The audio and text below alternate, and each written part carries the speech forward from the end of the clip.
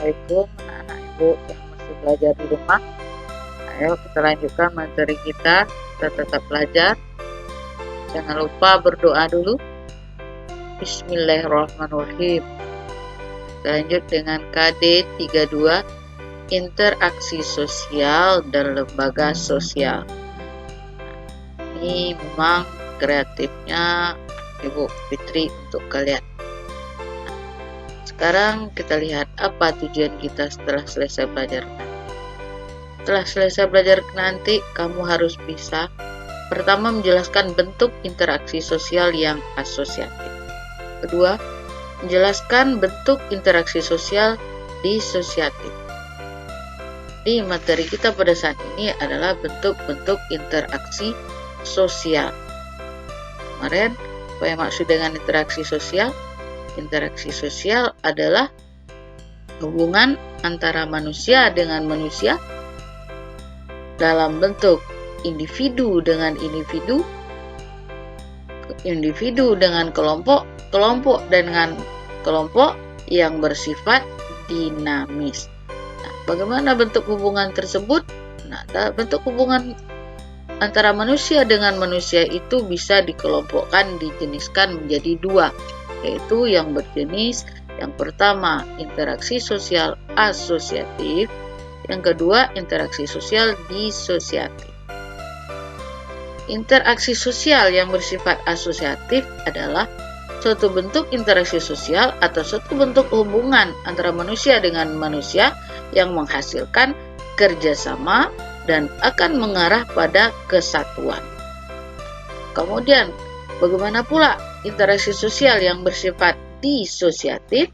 Adalah suatu bentuk interaksi sosial yang akan mengarah pada perpecahan atau juga pertentangan. Nah, masing-masing kelompok atau bentuk interaksi sosial ini dapat lagi kita urai menjadi beberapa bagian. Nah, kita lihat yang pertama yaitu bentuk-bentuk interaksi sosial asosiatif, terdiri dari satu, adanya kerjasama. Nah, kerjasama di sini yang dimaksud adalah suatu usaha bersama antara orang perorangan atau kelompok manusia untuk mencapai satu atau beberapa tujuan bersama. Jadi, kerjasama satu orang dengan satu orang atau dengan beberapa orang atau dengan sekelompok orang yang jelas tujuannya untuk mencapai tujuanan bersama. Contoh, di Indonesia kerjasama beberapa orang atau banyak orang untuk membersihkan suatu, misalnya membersihkan lokal, itu diistilahkan dengan gotong royong. Kemudian yang kedua, bentuk asosiatif tadi adalah akomodasi. Nah, akomodasi adalah suatu usaha manusia untuk meredakan suatu pertentangan untuk mencapai kestabilan atau keseimbangan. Jadi, dalam akomodasi ini adalah meredakan pertentangan antara dua pihak. Akomodasi merupakan suatu cara untuk menyelesaikan pertentangan tanpa menghancurkan pihak lawan, sehingga lawan tidak kehilangan kepribadiannya, sehingga misalnya lawan tidak malu. Nah, itu maksudnya. Nah, akomodasi ini dapat berupa bentuk. Yang pertama, bentuknya namanya pemaksaan. Adalah suatu bentuk akomodasi yang dilakukan dengan paksaan oleh pihak ketiga yang lebih kuat kedudukannya. Yang kedua, bentuknya kompromi. Adalah suatu penyelesaian sengketa dengan cara mengurangi tuntutan dari kedua belah pihak sehingga terjadi titik temu. Yang ketiga, mediasi adalah penggunaan jasa perantara. Yang keempat, arbitrasi merupakan satu cara untuk mencapai kompromi apabila pihak-pihak yang bertiga tidak mampu menghadapi sendiri. Terus bentuk yang kelima adalah konsiliasi. Adalah usaha untuk mempertemukan keinginan pihak-pihak yang bertikai untuk mencari pemecahan. Bentuk yang keenam, peradilan. adalah suatu penyelesaian sengketa dengan penyelesaian sesuai dengan hukum yang berlaku melalui peradilan. Yang ke-7, toleransi adalah penyelesaian sengketa dengan jalan memberikan toleransi kepada masing-masing pihak. Dengan demikian, akan terjadi pemulihan hubungan baik. Dan bentuk yang ke-8 adalah stalemate, adalah proses penyelesaian sengketa yang terjadi dengan sendirinya. Nah, itu bentuk-bentuk daripada akomodasi. Nah, sekarang apa pula tujuan dari akomodasi? Nah, tujuannya adalah yang pertama, mengurangi pertentangan antara orang perorangan atau kelompok-kelompok manusia yang akibat perbedaan paham. Yang kedua, mencegah meledaknya suatu pertentangan untuk sementara waktu. Yang ketiga, memungkinkan terjadinya kerjasama antara kelompok satu dengan lainnya yang terpisah karena budaya. Yang keempat, melebur kelompok sosial yang terpisah titik tertentu karena mempunyai kekuatan yang seimbang.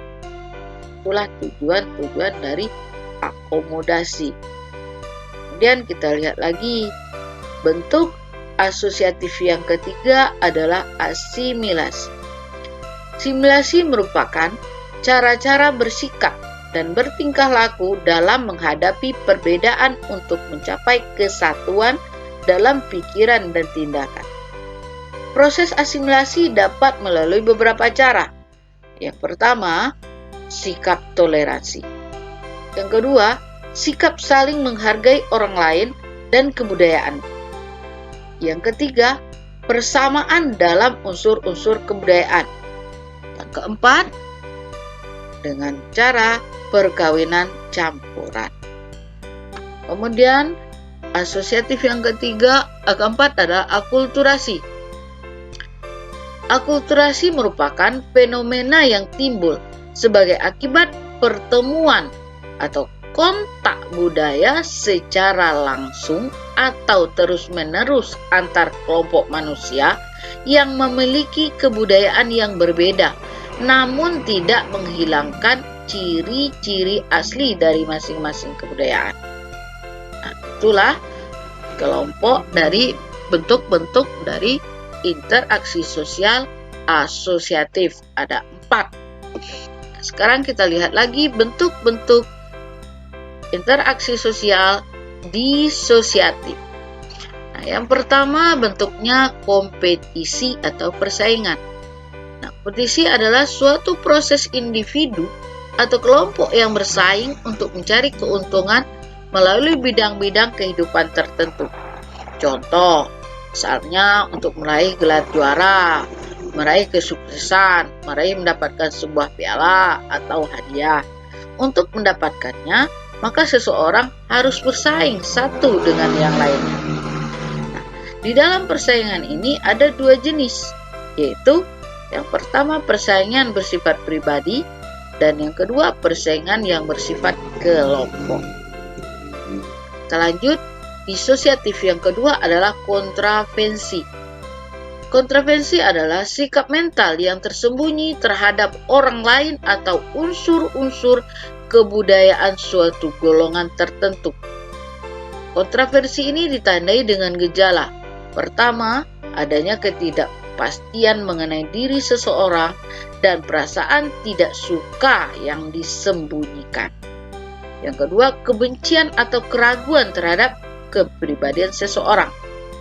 Itulah kontravensi, yaitu merupakan perlawanan yang secara diam-diam di belakang orang yang dilawan.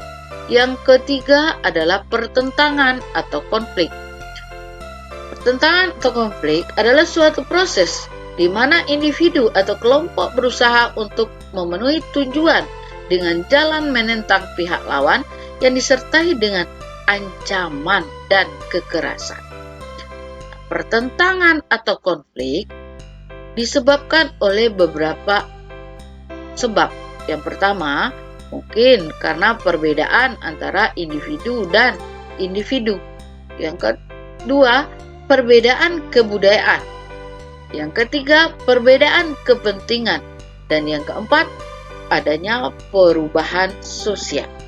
Nah, itulah materi kita tentang bentuk-bentuk interaksi sosial, baik asosiatif maupun disosiatif. Nah, sekian saja materi kita pada saat ini. Nah, sampai jumpa pada pertemuan berikutnya. Selamat belajar.